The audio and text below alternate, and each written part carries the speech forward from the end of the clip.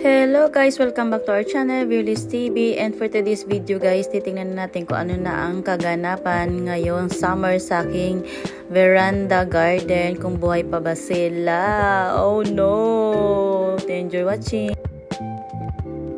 This is Echeveria Lola guys. Ayan na siya, dead na talaga. Natuyot. At ito naman ay I think Ebony. Yan siya. At talagang sunburn kung sunburn ang nangyayari dito sa aking veranda garden. At hindi na ako nagtaka sa sobrang init. Ito naman si Sakyang na Korean Echeveria. Oh my golly. Sobrang stress lang ang kulay. Mashi na mashi. Ay nako, ganun talaga ang buhay. Breaking plantita. Hindi natin nahako ang ating weather. Lalo na dito sa Japan kasi nagpapalit siya ng weather for weather season. Tama ba yan? The 4 season ang weather dito sa Japan. At ayan, ang dami talaga ang nakakasad na pangyayari. Pero ganun talaga. Being plantita is kailangan mag-move on. Kailangan nating i-accept. Ay, dahil may buhay sila. Accept and move on. Yun lang talaga is nakakasad as of now.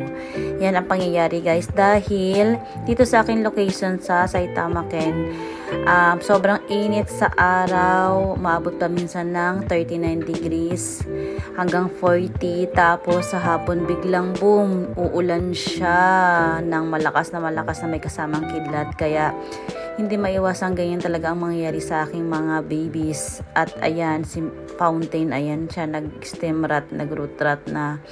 Tinanggal ko yan siya, ginanggal ko yung medyo okay pa at ewan ko kung mabubuhay siya.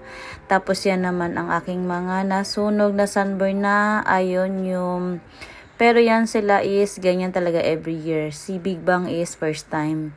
Kaya umaasa pa rin ako na pwedeng may magandang mangyari. After this summer season, ayan, Shogunai talaga. Wala tayong magagawa kasi ginawa ko ng lahat, char. Yan talaga, Shogunai. Tag-init kasi. 24 hours later. Ito ang katotohanan, guys. Root rot is real. Ngayong summer. May sunburn. Ayan na sila, oh.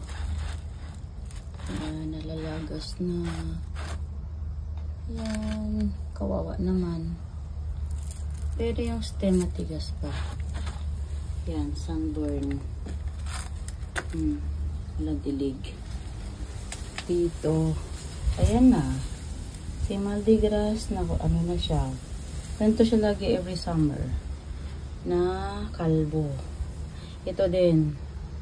Si Aishi, ganyan siya lagi pag summer. Ay, nakakalungkot. Ayan mga ano din, si Leo din. Ganyan din siya pag summer. Ito din. Ayan, naglagas-lagas na siya dyan. Si Sheena. Hindi ko pa naibigay sa may-ari. Ito, my God. Yan. Ito din, sa red garnet, maganda to. Lagas-lagas is real sa dyan. Uy, maganda pa din si si golden rose. In fairness. At yung iba, ayan sila. May na-deads na naman, oh. Ang aking China all. Wala na siya, out na siya. Ito may natira pa. Pero bumabagsak. Buhay pa kaya yan? Mukhang sila. Uhaw. Si si red face. Medyo lumalaban pero dry. Sunburn. Ito, mukhang si Hongyang give up yung kanyang stem. Ano nangyari? Ano nangyari? Parang walang tayo sa stem, mababaw yung pinagtaniman. Dito ka muna, girl. Tapos ito rin, deads. Si Leo din pala to, Leo Coble. Yan, napatay na siya. Pero yung stem nito matigas pa. Pwede pa to. Ayan lang. Ayan ang natira. Si Mirror, lumalaban din. Dalawang mirror. Ito, lumalaban din. Si Aeon Paradise. Yan. Plus lang dilig, oh. Sobrang dry. or dry. Magdilig tayo. Sino to? Sino to? Si Halloween. Hala, diligan ko kayo. Oh my God. Kawawa. Ito naman, malaki na tong ionium na ito bago mag summer na sobrang init. Nag-ano siya, nag-root rot, kaya pinutol ko ang kanyang stem. At ito naman si amazing, ganun din. Tapos ayan sila, yan ang gawa ng biglang ulan, nagmamashi, ang daming patay. Ayan, tapos ito rin si Madiba, biglang nagmashi, ayan na, lagas-lagas ang kanyang dahon. Ang laki na niyan, hindi ko napansin na nababad siya sa ulan. So ayan, ay ni Madiba na sobrang maulan. At yan, mga ayun ko din sa ito sa veranda na hindi ko na napapansin na ganyan pala nangyari. Pero yun nga, marami talagang sunburn.